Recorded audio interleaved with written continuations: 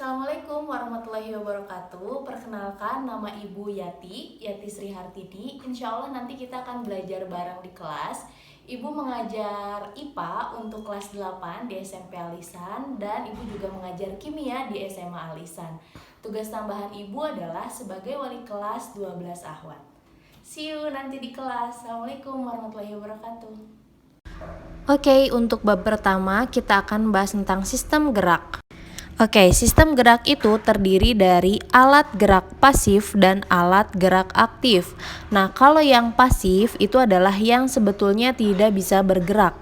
Nah, sedangkan yang aktif itu adalah yang bisa bergerak. Yang bisa bergerak itu kita kenal dengan yang namanya daging, tapi dalam istilah IPA itu disebut dengan otot. Dia yang menggerakkan tubuh kita. Kalau yang pasif apa Bu? Yang pasif itu adalah tulang belulang, jadi jangan terbalik ya. Selanjutnya kita akan bahas tentang gerak pada makhluk hidup. Nah, kalau berbicara tentang makhluk hidup, tentu itu bukan hanya manusia saja, tapi ada tumbuhan dan juga hewan.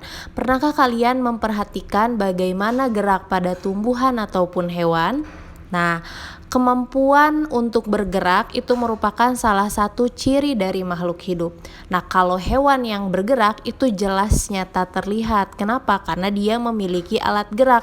Misalkan ketika hewan itu memanjat, hewan itu berjalan, atau hewan itu berlari, kita bisa melihatnya secara langsung. Untuk gerak yang terjadi pada tumbuhan itu merupakan proses yang berlangsung lama sehingga tidak bisa terlihat secara langsung. Karena gerakan pada tumbuhan itu tidak menimbulkan perpindahan tempat sehingga kita akan sulit sekali untuk melihatnya. Tetapi ada beberapa tumbuhan yang melakukan proses gerak yang bisa kita langsung amati.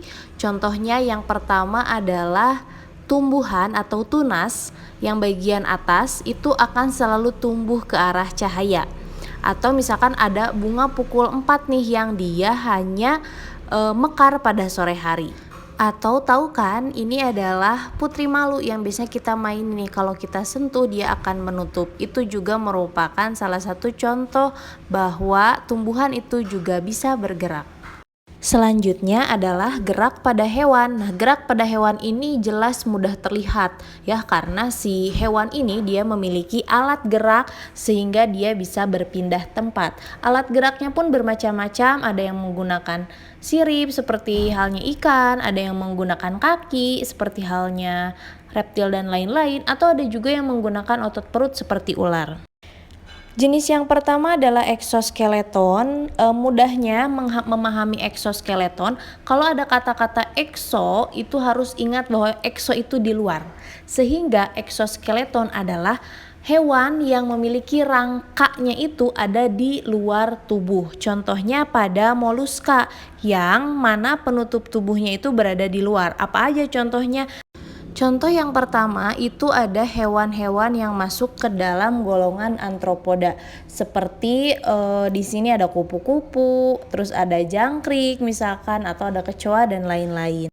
Selanjutnya moluska, contohnya ada bekicot, terus juga ada kerang, cumi-cumi, udang dan lain-lain. Itu sama termasuk ke dalam eksoskeleton, di mana rangka atau tubuh yang kerasnya itu berada di luar.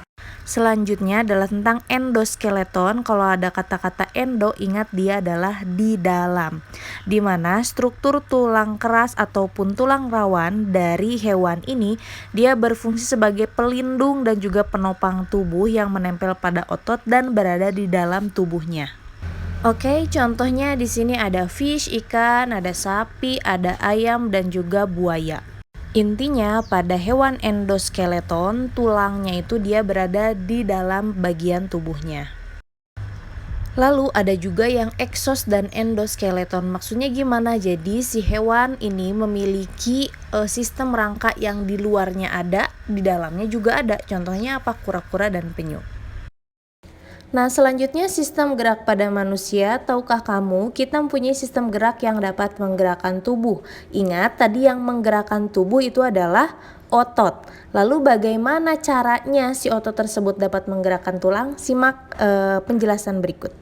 Selanjutnya, tulang merupakan alat gerak pasif karena tidak dapat bergerak tanpa bantuan otot. Nah, berdasarkan jenisnya ada dua macam, ada tulang rawan dan tulang keras. Yang pertama adalah tulang rawan. Pertama, tulang rawan hialin, kalau dilihat di mikroskop, dia akan terlihat seperti gambar yang ada di sebelah kanan. Di mana kita bisa menemukan tulang rawan hialin itu ada di cincin trakea pada proses pernafasan, ada juga di cuping hidung, makanya kalau kita pegang nih hidung kita tuh dia lentur ya. Ada juga di persendian, misalkan ada di lutut, ada di sikut, ataupun antara tulang dada dan tulang rusuk.